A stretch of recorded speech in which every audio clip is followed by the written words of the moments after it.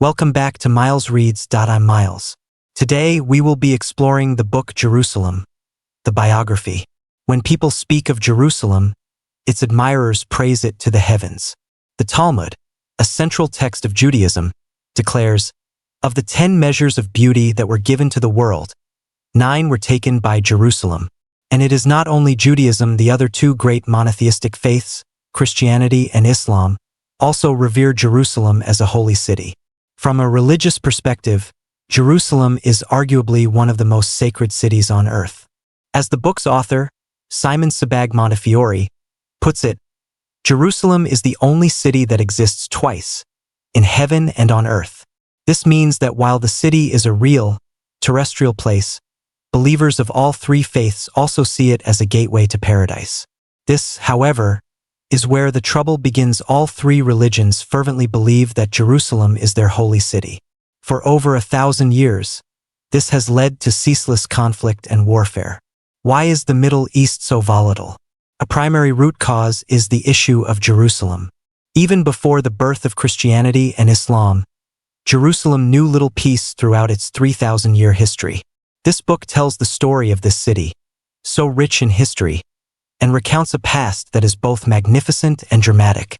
The author, Simon Sebag Montefiore, is a British historian who graduated from the University of Cambridge and is now a Fellow of the Royal Society of Literature. His ancestors founded the first Jewish residential quarter outside Jerusalem's Old City, so his ties to the city are deeply personal. Published in 2011, Jerusalem, the biography was met with immediate and widespread acclaim. Former U.S. President Bill Clinton selected it as a Book of the Year, and Henry Kissinger, himself Jewish, gave it the highest praise and endorsement that carries particular weight. Esteemed publications like Newsweek and The Economist also heaped praise upon it. The book has won numerous literary awards in the UK, US, France, and Austria, has been translated into 35 languages, and has become a global phenomenon. In 2014 and 2015, the traditional and simplified Chinese editions were released, respectively, quickly climbing the bestseller and high-rating charts in China. Why has this book earned such broad recognition? Because this period of history is so sprawling, its threads so complex, and its subject matter so sensitive, merely explaining it clearly is a challenge. To do so with objectivity and balance while also being accessible and utterly engrossing is a remarkable achievement. So, what can we take away from this book? First, a structured understanding.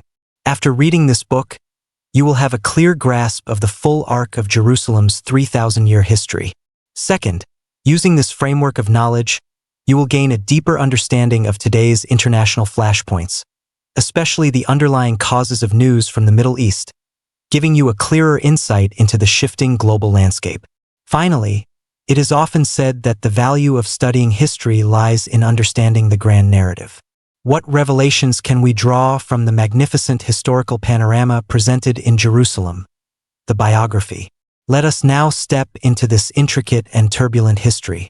Can the 3,000-year history of Jerusalem be summarized in a single sentence? Perhaps we can frame it as 3 owners and a property dispute that has lasted for millennia. These 3 owners are the Jews, the Christians, and the Muslims. Of course, Jerusalem has had many masters throughout its history, but these 3 are undoubtedly at its core. The book proceeds chronologically, following the order in which these 3 parties appeared on the stage. We will follow this structure, telling the story of each of these owners, their relationship with Jerusalem, and their property disputes with one another. First, a brief overview of the disputed property itself, Jerusalem. We know that early human civilizations emerged in Mesopotamia, modern-day Iraq, Egypt in the Near East, and Greece in Europe. Jerusalem is situated right at the crossroads of these 3 great civilizations, a prime geographical location. Nestled in the mountains, it is easily defensible and nourished by a natural spring, making it an ideal place for settlement. People had settled here as early as 7,000 years ago. Around the 20th century BC, for 1,000 years from the present day, the word Salem appeared in written records, which the author suggests may mark the founding of the city of Jerusalem. At the time, however, it was a small and weak city-state, dependent on regional powers like the Egyptian pharaohs. During that period, warfare between various peoples was constant, and Jerusalem's masters changed frequently. Among them were the first owners. We will discuss the Jews. The Jewish people arrived in Canaan, the area of modern-day Israel and Palestine, sometime between the 20th and 15th centuries BC. Later, they ended up in Egypt, where they were persecuted by the Pharaoh. Subsequently, the Jewish leader Moses led his people in the exodus from Egypt, returning to Canaan. This history will be familiar to anyone acquainted with the stories of the Bible. This took place around the 13th century BC, concurrent with the Mid-Shang dynasty in China.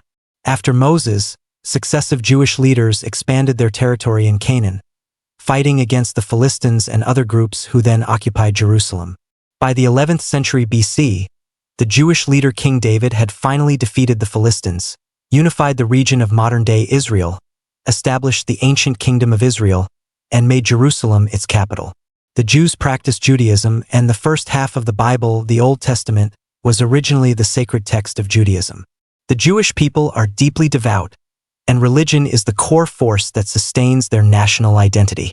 Therefore, after David founded his kingdom, Jerusalem became not only its political center, but also the religious heart of Judaism. David's son and successor, King Solomon, built the first temple on Mount Zion in Jerusalem as the most important religious site.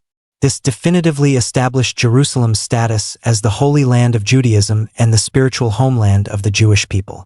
And so, the Jews moved into Jerusalem as its official owners. But their kingdom remained fragile. After Solomon's death, the kingdom split in two. Thereafter, foreign invasions were relentless. In 586 BC, the Babylonian Empire conquered Jerusalem, destroyed Solomon's temple, and carried off thousands of Jewish elites into captivity in Babylon. Later, Cyrus the Great of the Persian Empire defeated Babylon and freed the Jews, allowing them to return to Jerusalem. On the ruins of the first temple, the Jews built the second temple. It is worth noting that Persia is modern-day Iran. Although relations between Iran and Israel are tense today, they once shared a deep historical connection. Life remained difficult for the Jews, who were subsequently conquered by Alexander the Great and his successors. The hardships of their reality made them rely ever more heavily on their faith as a spiritual anchor, and Jerusalem's sacred status in their hearts grew ever more important. In 63 BC, the Romans arrived. They conquered the entire region of Judea, turning it into a Roman province. They named the area Palestine, after the Philistines, the very people King David had defeated. With their state destroyed, the entire Jewish nation fell into a state of uncertainty about its future. But for the city of Jerusalem, a great leap was imminent. It was about to transform from the holy city of one people into the holy city for all of Europe. This was because our second owner, the Christians, was about to be born. To speak of Christians, one must first speak of Jesus. Jesus was also a Jew, born in Bethlehem, near Jerusalem. Traditionally, the year of Jesus' birth is taken as 1 AD, but modern scholarship often places it around 4 BC, a view this book adopts. In Jesus' time, the priestly class that held a high status in Judaism had become quite corrupt. The Romans also propped up puppet rulers among the Jewish aristocracy to aid their governance, such as the villainous Herod family from the Bible. Many Jews were discontented and longed for a savior to lead them in rebellion against Rome. Jesus also opposed the Jewish priestly establishment and spread his own religious ideas. This book summarizes that Jesus was most concerned with the world after the apocalypse. He believed people should not be fixated on a nationalist revolution to overthrow the Romans, but should focus instead on the end of the world and the last judgment, at which time only the souls of the righteous would ascend to heaven. As the book states, the social justice Jesus preached was more about the next life than this one. In his famous Sermon on the Mount, he said, "Blessed are the poor in spirit, for theirs is the kingdom of heaven." The core of his message was guiding the human soul to the kingdom of heaven. Jesus' teachings and wisdom attracted a large following, which the Jewish priestly class saw as a threat. They reported him to Pontius Pilate, the Roman governor of Jerusalem, accusing him of plotting rebellion. The story that follows is known to all. Judas betrayed Jesus, and Jesus was crucified. This is generally believed to have happened in 33 AD at a place in Jerusalem called Golgotha. The Jewish priests thought that executing Jesus would be the end of the matter, but they did not anticipate that his disciples would continue to spread his teachings, even traveling across the sea to preach in Rome.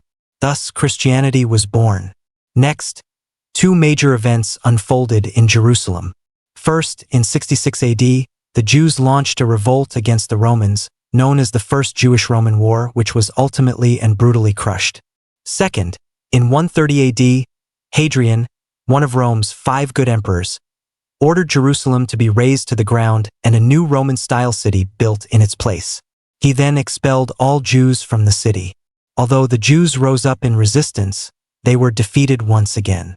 From that point on, the Jewish people were scattered across Europe and the Middle East, beginning a diaspora that would last nearly 2,000 years. Jerusalem was no longer exclusively their city. In their hearts, however, the yearning for their holy city never faded. As for Jesus' disciples, they spent generations preaching under difficult conditions within the Roman Empire, often facing persecution. But in 313 AD, their fortunes turned. The Roman Emperor Constantine issued the Edict of Milan, recognizing Christianity as a legal religion. In 337 AD, Constantine was baptized on his deathbed, becoming a Christian. From then on, Christianity's status in Europe skyrocketed, eventually becoming the continent's dominant religion. Because Jerusalem was the place of Jesus' crucifixion and resurrection, Christians naturally came to revere it as a holy land. Unlike Judaism, Christianity's believers were spread across all the peoples of Europe. They all considered Jerusalem a holy city, but more troublingly, they blamed the Jews for Jesus' death and thus harbored animosity towards them. This led to the tragic plight of Jews in Europe before the modern era. For nearly 400 years, from the time of Constantine, Jerusalem was under the rule of Rome, later divided into East and West, falling under the jurisdiction of the Eastern Roman, or Byzantine, Empire. During this period, Jerusalem was effectively in the hands of Christians, becoming the spiritual home for Christians worldwide. And so, the Christians became Jerusalem's second owners. Next, the third owner, the Muslims, was about to enter the scene. Muslims are the followers of Islam, a religion founded by the Prophet Muhammad on the Arabian Peninsula in the 7th century. Islam has two great holy cities, Mecca and Medina, both located in modern-day Saudi Arabia. According to Islamic tradition, Muhammad journeyed by night from Mecca to Jerusalem, from where he ascended to heaven. Consequently, Jerusalem is also regarded by Muslims as their third holiest city. The spread of Islam was inseparable from the rise of the Arab Empire. During the reign of the second caliph, Umar, the Arabs conquered Jerusalem. For the next 1,000 years, the city would remain under Muslim control for the vast majority of the time. The word caliph means successor and refers to the successor of the Prophet Muhammad, serving as the empire's head of state and religious leader.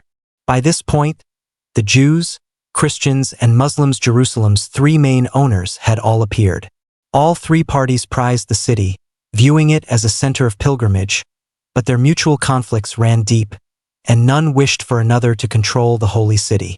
At the time, the Jews were too weak to be a major force, but the Christians and Muslims were both powerful and uncompromising.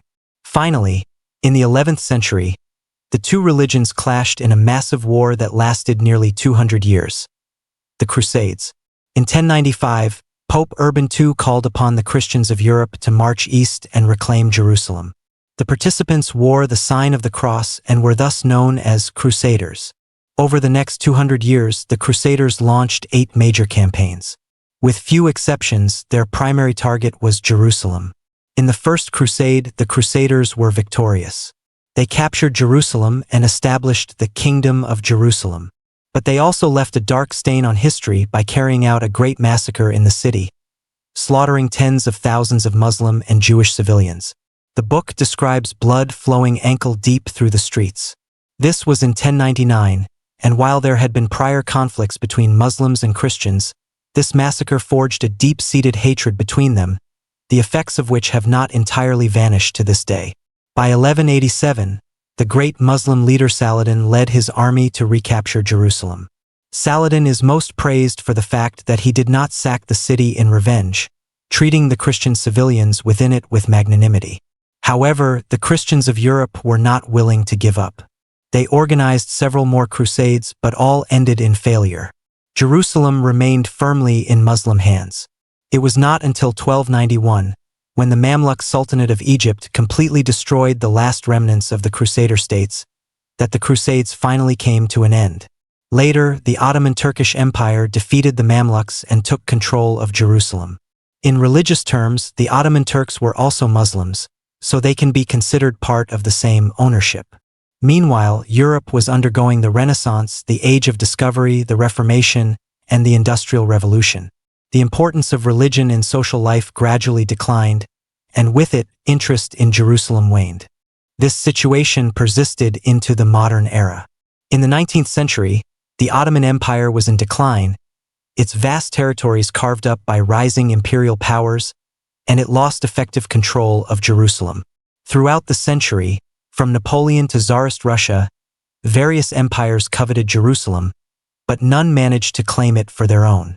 At the same time, the century saw a parade of cultural figures visit the city, including Gogol, Flaubert, and Mark Twain.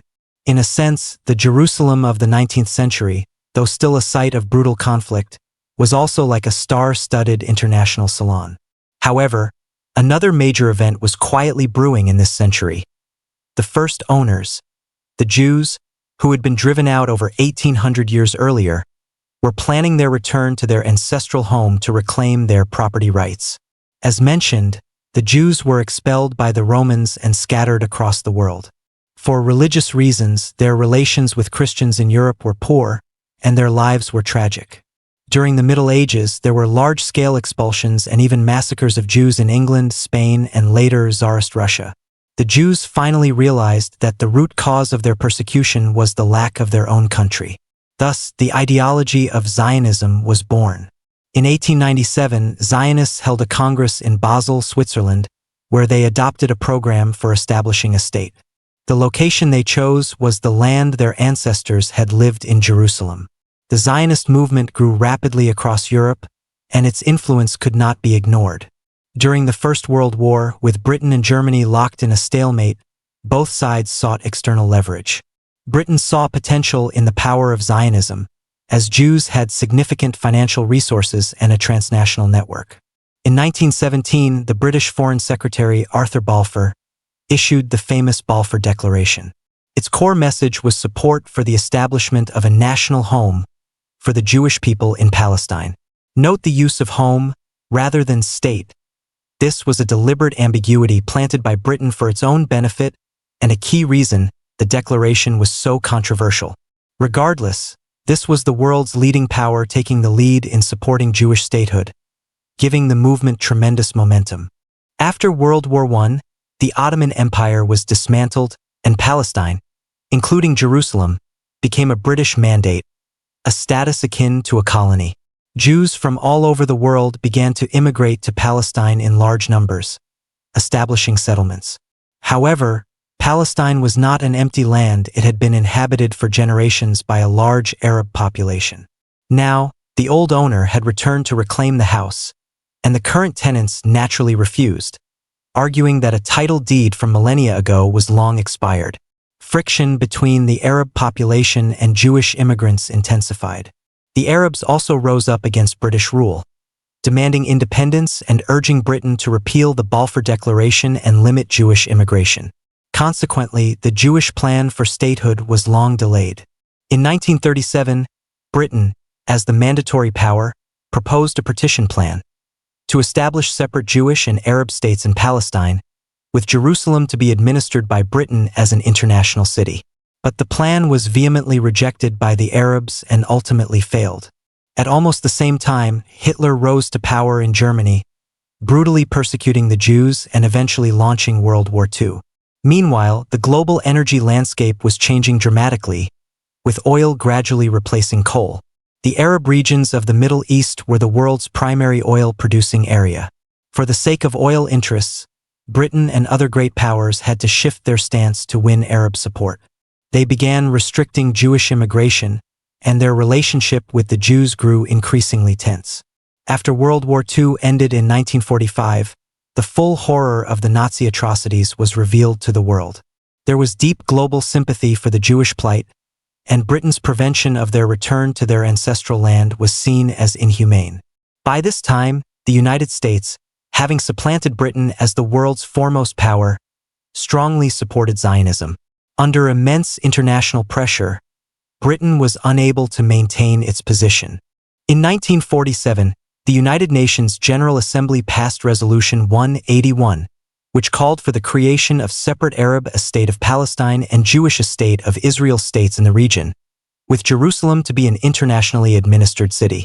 On May 14, 1948, the day the last British troops withdrew from Palestine, the Jews declared the establishment of their state, taking the name of their ancestors' kingdom, Israel.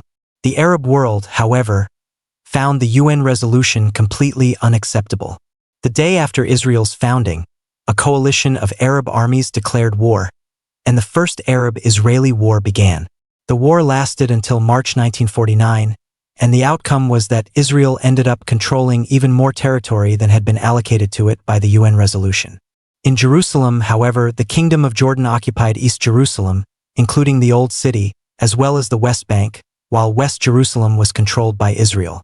During the Third Arab-Israeli War of 1967, the Six-Day War, Israel briefly occupied the whole of Jerusalem, but afterwards, the city largely returned to its East-West division, a situation that persists to this day. Today, Jerusalem is divided into 4 quarters: the Muslim quarter in the east, the Jewish quarter in the south, the Christian quarter in the northwest, and the Armenian quarter in the southwest. A highly fragile balance has been struck between the Israeli and Palestinian sides, with conflict frequently erupting. In the 20th century alone, there have been 5 major Arab-Israeli wars. The book's narrative concludes at the end of the Third Arab-Israeli War in 1967. That, then, is the main content of Jerusalem, the biography. Let's use our metaphor one last time to review this complex history. Jerusalem is an old house with a history of over 3,000 years, which has been lived in by 3 families in succession. The first owner was the Jewish people. More than 3,000 years ago, they built their temple here and regarded it as their holy city. But over 2,000 years ago, they were driven out by the Romans and scattered across the world. Over 1,700 years ago, the Romans converted to Christianity. Because Jesus had preached, died, and was resurrected in Jerusalem, they also saw it as a holy land and became the second owners. 1,400 years ago, Islam was born. Because the Prophet Muhammad made his night journey and ascension from here, Muslims also revered it as a holy city. They drove out the Christians and became the third owners. 900 years ago, the second owners, the Christians, grew resentful. They organized forces and returned to fight the Muslims in a back-and-forth war that lasted 200 years, known as the Crusades.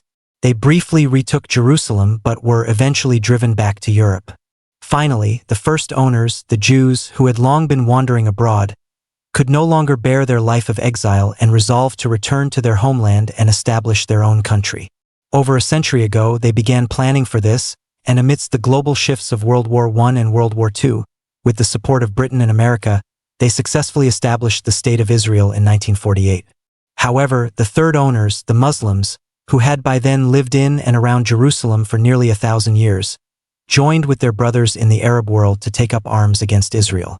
From 1948 to the present day, they have fought 5 major wars, with minor conflicts being a constant feature.